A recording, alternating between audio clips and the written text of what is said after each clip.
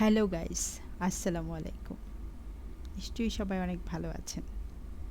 আচ্ছা, স্ত্রীর সাথে সময় কাটালে মা কেন কষ্ট পায় বলতে পারেন? ছেলেটা যখন স্ত্রীকে নিয়ে দরজা বন্ধ করে তখন তার মা চুপচাপ দাঁড়িয়ে থাকে। মুখে কিছু না বললেও বুকের ভিতরটা যেন মোচড় দিয়ে ওঠে।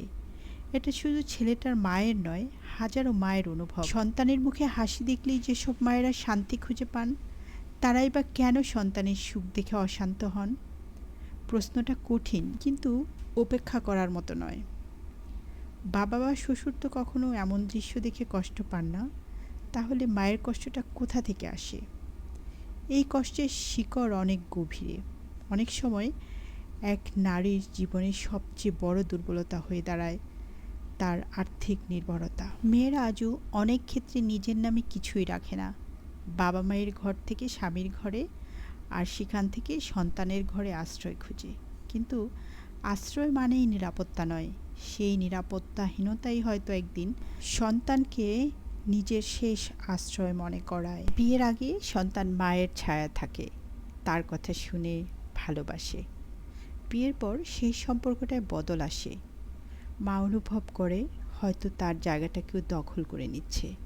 হয়তো নিজের সবটুকু দিয়ে যাকে গড়ে তুলেছেন, তার ভালোবাসার ছায়া আর তার গায়ে পড়ে না। তখনই মায়ের ভিতরে এক অদৃশ্য ভয় ঢুকে পড়ে।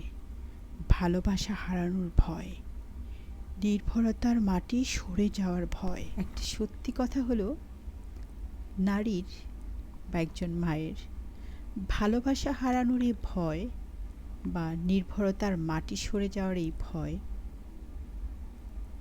এটাই হলো সেই যে দরজা বন্ধ করার পরে কষ্টে দাঁড়িয়ে থাকার ব্যথাটা হওয়া মেইন কারণ। সর্বপ্রথম ভালোবাসা হারানোর এই ভয়টা কাটাতে হবে।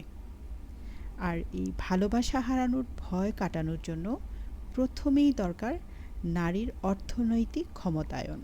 একজন ছেলে যখন স্বনির্ভর হয়ে যায়, তখন সর্বপ্রথম মায়ের নামে একটা অ্যাকাউন্ট খুলতে পারে। আবার স্ত্রীর জন্য একটা মাসিক সঞ্চয়ের ব্যবস্থা করতে পারে। এই ছোট উদ্যোগগুলো বড় পরিবর্তনের পথ খুলে দিতে পারে।